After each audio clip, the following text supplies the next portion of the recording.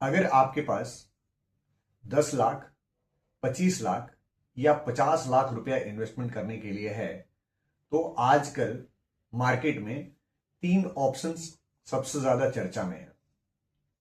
पहला है mutual fund, दूसरा है एसआईएफ और तीसरा है पीएमएस। तो आज हम जानेंगे कि इन तीनों में डिफरेंस क्या है। क्या एसआईएफ म्यूचुअल फंड का अपडेटेड वर्जन है या पीएमएस सिर्फ करोड़पतियों के लिए इन्वेस्टमेंट है, और सबसे बड़ा सवाल कि इनमें से कौन सा इन्वेस्टमेंट आपके लिए सही है। तो चलिए वीडियो में आगे बढ़ते हैं और जानते हैं कि इन तीनों फंड में आपके लिए कौन सा सुटेबल है। अगर हम बात करें, आजकल जो इन्वेस्टमेंट का पैटर्न चल रहा है कि करोड़ों की संख्या में लोग म्यूचुअल फंड्स में इन्वेस्टमेंट कर रहे हैं एसआईपी के थ्रू, और जब एसआईपी में उनका वेल्थ क्रिएट हो रहा है तो वो ये पूछते हैं कि क्या हमें म्यूचुअल फंड में ही कंटिन्यू करना चाहिए या एसआईएफ का ऑप्शन चूज करना चाहिए या फिर पीएमएस को भी ऑप्ट करना चाहिए। तो कई बार रिटर्न को चेंज करने के चक्कर में हमारा रिस्क भी बढ़ जाता है, इसलिए हमें समझने की जरूरत है कि किस इन्वेस्टमेंट में क्या है और क्यों है। तो अगर हम बात करें म्यूचुअल फंड की, तो म्यूचुअल फंड एक रिटेल प्रोडक्ट है जहां पर कि आपका पैसा एक पूल अकाउंट में कलेक्ट किया जाता है और वहां पे एक प्रोफेशनल फंड मैनेजर आपके पैसे को मैनेज करता है। ये वेल रेगुलेटेड सेबी के द्वारा स्कीम होता है, जहां पर कि अगर हम बात करें इक्विटी की, तो इक्विटी की तुलना में आपका म्यूचुअल फंड में डाइवर्सिफिकेशन का ऑप्शन ज्यादा है और प्रोफेशनली मैनेज किया जाता है इस फंड को। तो इसमें एडवांटेज की अगर हम बात करें तो इसमें लो एंट्री अमाउंट है कि आप 500 रुपए की एसआईपी भी कर सकते हैं और लिक्विडिटी का ऑप्शन काफी आसान है।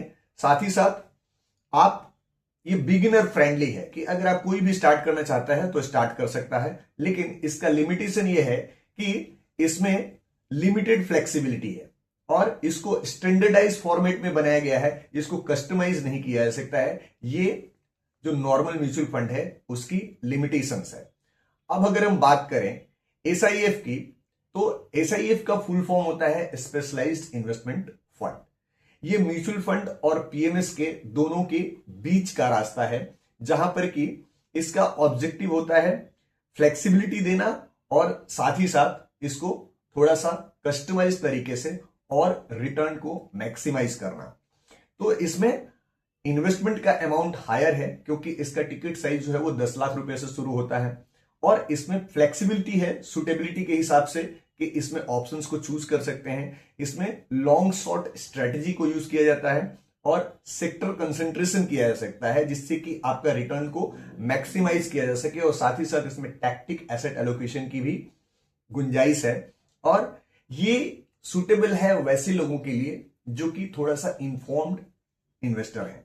जैसे कि आप म्यूचुअल फंड में बात कर रहे थे, तो वहां पर कोई भी इन्वेस्टर जो बिगिनर है, शुरुआत करना चाह रहा है किसी भी इन्वेस्टमेंट से 500 रुपए की एसआईपी से, वो भी इन्वेस्ट कर सकता है। लेकिन इसको थोड़ा सा आपको समझना पड़ेगा कि इसमें लॉन्ग शॉर्ट स्ट्रेटजी क्या है, टैक्टिक एसेट एलोकेशन किस तरह से किया जा सकता है, किस तरह से हमारे रिस्क को मिनिमाइज करने के लिए शॉर्ट और लॉन्ग की स्ट्रेटजी को प्ले किया जाता है। तो ये एडवांटेज क्या देता है आपको, यहाँ पे जो फ्लेक्सिबिलिटी है जो ट्रेडिशनल म्यूचुअल फंड है उससे ज्यादा अच्छा है, और इसमें जो अप्रोच है वो ब्रॉडर है, और साथ ही साथ इसमें रिस्क मैनेजमेंट की कैपेसिटी भी ज्यादा है क्योंकि इसमें हेजिंग का ऑप्शन है। और इसका लिमिटेशन ये है कि ये जो साधारण इन्वेस्टर है जो फर्स्ट टाइम इन्वेस्टमेंट कर रहे हैं उसके लिए थोड़ा सा कॉम्प्लेक्स लगेगा समझने में, और उसमें अंडरस्टैंडिंग के लिए आपको थोड़ा सा एक्सपीरियंस होना पड़ेगा, थोड़ा सा पढ़ना पड़ेगा कि ये लॉन्ग शॉर्ट स्ट्रेटजी क्या है। तो ये जो फर्स्ट टाइम इन्वेस्टर्स हैं उनके लिए सुटेबल नहीं है। अब हम बात करें पीएमएस की, तो जैसा कि आपका म्यूचुअल फंड में क्या होता है कि एक पूल ऑफ मनी होता है और उसको फंड मैनेजर मैनेज करता है।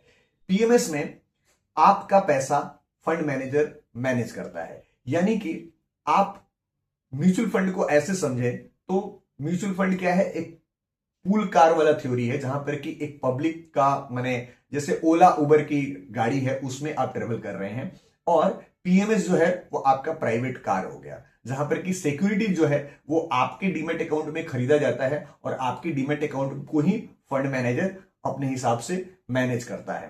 तो ये एक्सक्लूसिविटी यहां पर आपको मिलता है, और यहां पे पोर्टफोलियो आपके नाम से होता है और पर्सनलाइज मैनेजमेंट आपको मिलता है।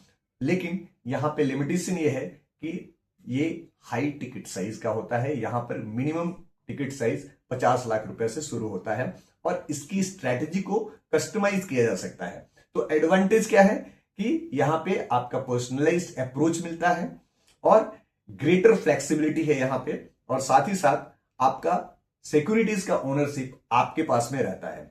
इसकी लिमिटेशंस की अगर हम बात करें तो यह भी है कि इसमें कॉस्ट जो है comparing to normal mutual funds, यहां पे कॉस्ट हाई होता है और कंसंट्रेशन का रिस्क भी हाई होता है, क्योंकि यहां पर एग्रेसिव रिटर्न देने के लिए फंड मैनेजर को उस हिसाब से कंसंट्रेशन भी हाई करना पड़ता है, और परफॉर्मेंस जो है वो फंड मैनेजर की कैपेबिलिटी के ऊपर डिपेंड करता है। तो ये चीज समझ में आ रहा है कि आपका टिकट साइज बड़ा हो तो ही इसके बारे में आप सोच सकते हैं। अब इसको हम टेबुलर फॉर्म में समझते हैं अलग अलग पॉइंट के हिसाब से, कि एंट्री अमाउंट की अगर हम बात करें तो म्यूचुअल फंड में लो है, एसआईएफ में अबिट हायर है और पीएमएस में हाईएस्ट है।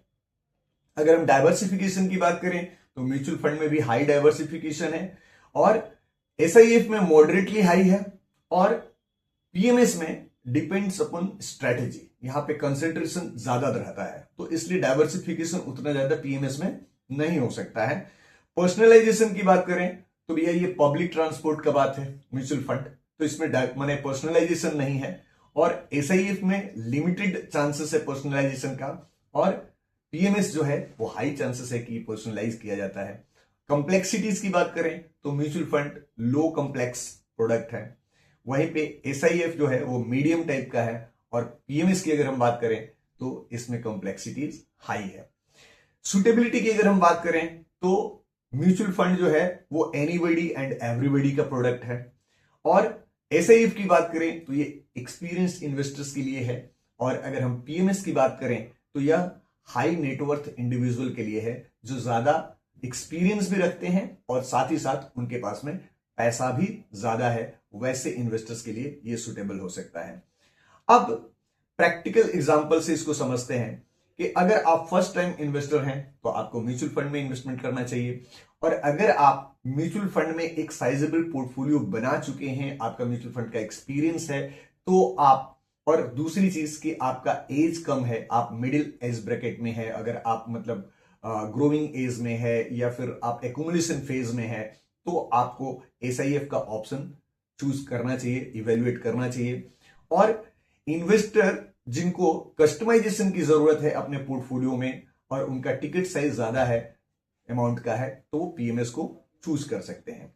अब मुद्दे की बात कि आपको कौन सा चूज करना चाहिए, तो अगर आपका मंथली एसआईपी का अमाउंट 5,000 से 50,000 रुपए का है तो आपको म्यूचुअल फंड में एसआईपी करना चाहिए। अगर आप सब्सटैंशियल पोर्टफोलियो बना चुके हैं तो आप एसआईएफ की तरफ मूव कर सकते हैं।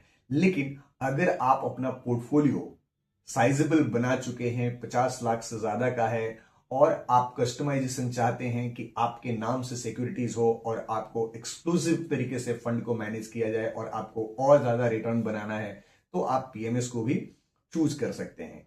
तो याद रखिए कि इन्वेस्टमेंट की दुनिया में कोई भी प्रोडक्ट बेस्ड नहीं होता है। बेस्ड क्या होता है? वो इन्वेस्टमेंट जो आपके गोल्स, आपके रिस्क एपेटाइट और आपके इन्वेस्टमेंट के होराइजन को मैच करती हो, वही आपके लिए सुटेबल हो सकती है। अगर आप कंफ्यूज हैं कि म्यूचुअल फंड, एसआईएफ या पीएमएस आपके लिए कौन सा सुटेबल हो सकता है, तो पहले अपने फिनेंशियल प्रोफाइल को समझिए। अगर आप चाहते हैं कि मैं या फिर मेरे टीम मेंबर आपके पोर्टफोलियो का रिव्यू करें, तो आप डिस्क्रिप्शन में दिए गए नंबर पे अपने पोर्टफोलियो को व्हाट्सएप कर सकते हैं या हमें कॉल कर सकते हैं, तो हम आपकी मदद कर सकते हैं कि आपके लिए सुटेबल क्या हो सकता है। मेरा नाम है विनोद चौधरी और आप देख रहे हैं इन्वेस्टमेंट जंक्शन। तो मिलते हैं एक अगले वीडियो में। तब तक के लिए आप स्वस्थ रहें, मस्त रहें और तरक्की करें। अगर आपने हमारे चैनल को सब्सक्राइब नहीं किया है तो इसी तरह के इंफॉर्मेटिव वीडियो पाते रहने के लिए हमारे चैनल को सब्सक्राइब कीजिए। Thank you.